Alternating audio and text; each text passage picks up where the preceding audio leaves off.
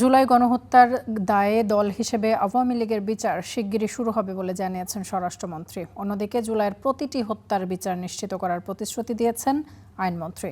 চীন মৈত্রী সম্মেলন কেন্দ্রে জুলাই সম্মেলনে যোগ দিয়ে এসব কথা জানিয়েছেন তারা।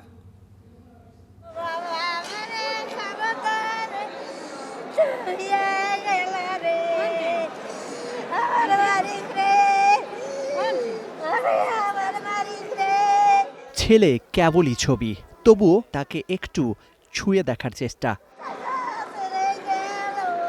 জুলাই শহীদদের সঙ্গে অশ্রুর ভাষায় এভাবেই কথা বলেন সন্তানহারা মায়েরা।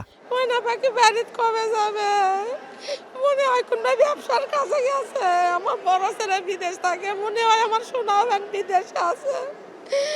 এখন আমি ছবি দেখে চান খার পড়লে গুলি খাইছে 4-5 জন, শেষ গুলিটাও খাইছে এবং ওকে ঢাকা মেডিকেলে নেওয়া হয়েছে, বাঁচে নাই। জুলাই জাতীয় সম্মেলনে তাদের দাবি একটাই, জুলাই গণহত্যার বিচার হতে হবে। তারা আজকে শহীদ পরিবারকে পুঁজি করে, তারা আমাদেরকে পুঁজি করে, তারা আজকে হাজারো কোটি টাকার মালিক হয়েছে। তারা নতুন রাজনৈতিক দল পেয়েছে, আমরা কি পেয়েছি? কোটি কোটি টাকার মালিক হয়েছে, কিন্তু আমরা এখনো এই যে কেসের উপরে এখনো আছি। ভালো লাগে, যেমন হয়তো বা এক জায়গায় গেলে আমরা বলি যে জুলাই শহীদের স্ত্রী আমরা, সন্তান আমাদের শহীদের সন্তান। ভালো লাগে, ভালো লাগলেও দেখা গেছে যে কষ্টটা আসলে থাকেই যায় ভিতরটায়। পরে আইনমন্ত্রী জানান, জুলাইয়ের প্রতিটি হত্যার বিচার নিশ্চিত করা হবে। মাননীয় প্রধানমন্ত্রীর দেখানো পথ, জুলাইয়ের স্বপ্ন বাস্তবায়নের পথ, আমরা সেই পথ ধরে এগিয়ে যাব। আমরা বদ্ধপরিকর প্রতিটি জুলাই হত্যাকাণ্ডের বিচার করতে, ইনশাআল্লাহ আমরা সেটা করতে সম্ভবপর হব। সেই প্রত্যয়, সেই প্রত্যাশা ব্যক্ত করে আমি আমার কথা শেষ করছি। খোদা হাফেজ।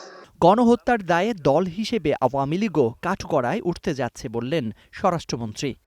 আওয়ামী লীগের রাজনৈতিক পতন হয়েছে, আওয়ামী লীগের রাজনৈতিকভাবে নিপাত হয়েছে, নির্মূল হয়েছে, দাফন হয়ে গেছে দিল্লিতে।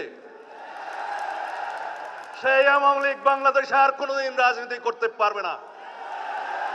রাজনৈতিক দল হিসাবে আওয়ামী লীগের বিচার দাবি করেছি আমরা, আপনারা দাবি করেছেন, তদন্ত পরিচালিত হচ্ছে। ইনশাআল্লাহ খুব শিগগির রাজনৈতিক দল হিসেবে সেই রাজনৈতিক দলকে বিচারের কাঠগড়ায় নিয়ে যাওয়া হবে। জুলাই যোদ্ধাদের রক্ত আর স্বজনহারাদের অশ্রুতে পাওয়া দেশ ও গণতন্ত্র যাতে কেউ ব্যাহত করতে না পারে, সে বার্তাই উঠে আসে সম্মেলনে। Zakaria Ahmed, star news, Dhaka.